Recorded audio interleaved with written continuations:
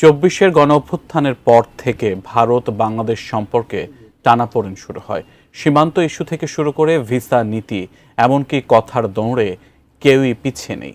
যদিও এর মধ্যে গুরুত্বপূর্ণ ব্যাপারগুলো নিয়ে দিল্লির সাথে ঢাকার আলোচনা অব্যাহত আছে। তবে এবার সেই ভারতকে নিয়ে বিস্ফোরক মন্তব্য করেছেন জামায়াত ইসলামের নায়েবে আমির ডাক্তার সৈয়দ আব্দুল্লাহ মোহাম্মদ তাহের।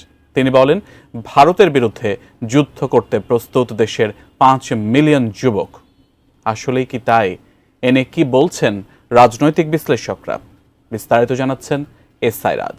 5 মিলিয়ন যুবকেরা তো ভারতের বিরুদ্ধে স্বাধীনতা যুদ্ধে আসবে, কি বলেন? এটার 2 ভাগ করে দেব। 1 ভাগ গেরিলাতে যাইব, ঘোড়াতুন নামলেই লাঠি দিয়ে ধরব। বাংলাদেশের সবচেয়ে কাছের প্রতিবেশী দেশ ভারত। বলা হয় 1971 সালে স্বাধীনতা যুদ্ধে পাকিস্তানের বিপক্ষে বাংলাদেশকে সহযোগিতা করেছে দেশটি।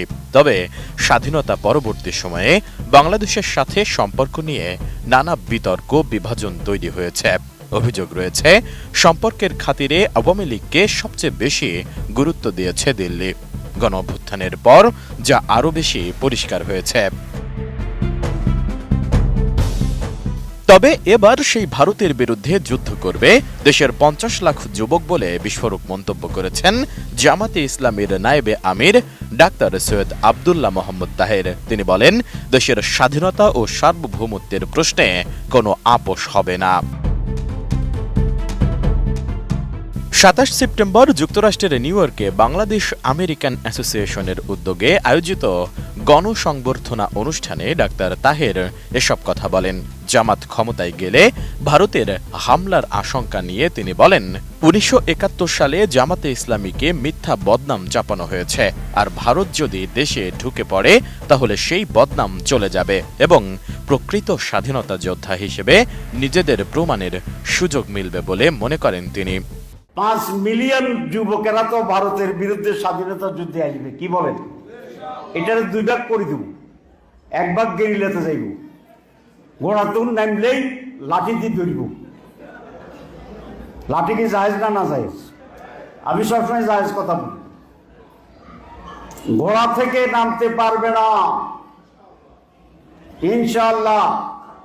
আর বাকি অর্ধেকের কি করব? ওটা নিয়ে আরো বিস্তৃত জায়গায় চলে যাব।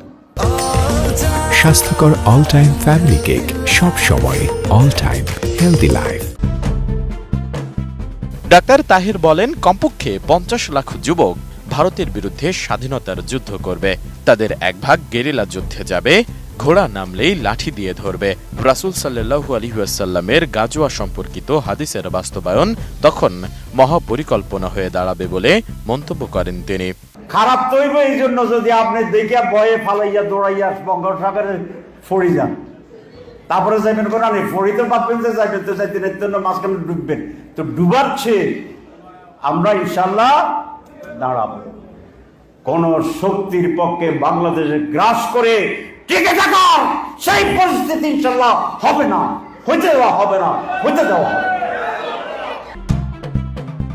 এ সময় জাকাতের অর্থনৈতিক ব্যবহারের প্রসঙ্গেও কথা বলেন জামাতের নায়েবে আমির। তিনি বলেন, তার মতে অফিসিয়ালি জাকাত আদায় হলে 3 থেকে 4 বছরের মধ্যেই বাংলাদেশ থেকে দারিদ্রতা দূর করা সম্ভব। সেই অর্থ দিয়ে কর্মসংস্থান তৈরি ও ব্যবসায়িক উদ্যোগ নেওয়ার পরিকল্পনার কথাও তুলে ধরেন তিনি। সেই সাথে ক্ষমতায় গেলে মুসলিম বিশ্বের জাকাত বাংলাদেশে আনার উদ্যোগ নেওয়া হবে বলেও জানান ডাক্তার তাহের। আমরা আমাদের স্বাধীনতা সার্বভৌমত্ব নিয়ে কারোর সাথে কোনো কম্প্রোমাইজ করব না। আমাকে আরেক লোকে ভয় দেখাইছে, আপনারা যদি ক্ষমতা আসেন পাশের লোকেরা তো ঢুকে পড়বে। কি বলছে? পাশের লোকেরা ঢুকে পড়বে। তা বলেছে তা আমি দোয়া করতেছি এরা যেন ঢুকে। এ তো বেকুব বলে যে কি বলেন আপনি? তা বলে যে ঢুকলেই তো আমাদের বাংলা, আমরা যে বদনাম আমাদের 71 সালে করে মিথ্যা পাবে, আমরা একটা প্রকৃত স্বাধীনতা যোদ্ধা হিসাবে নিজেদের পরিচয় দেওয়ার জন্য একটা সুযোগ পাব। এদিকে ভারত নিয়ে জামাতের নায়েবে আমিরের এমন বক্তব্যের প্রতিক্রিয়ায় রাজনৈতিক বিশ্লেষক জাহিদুর রহমান বলেছেন, মোহাম্মদ তাহেরের এই ভাষ্য ভারতকে আশ্বস্ত করার প্রয়াস হিসেবে দেখা যেতে পারে। তারা ভারতকে বোঝাতে চাইছে যে জামাত কোনো আক্রমণাত্মক ব্যবস্থা নেবে না, আবার একই সঙ্গে জিহাদি রং দেখানো হচ্ছে। সম্প্রতি জাহিদুর রহমান নিজের ইউটিউব চ্যানেল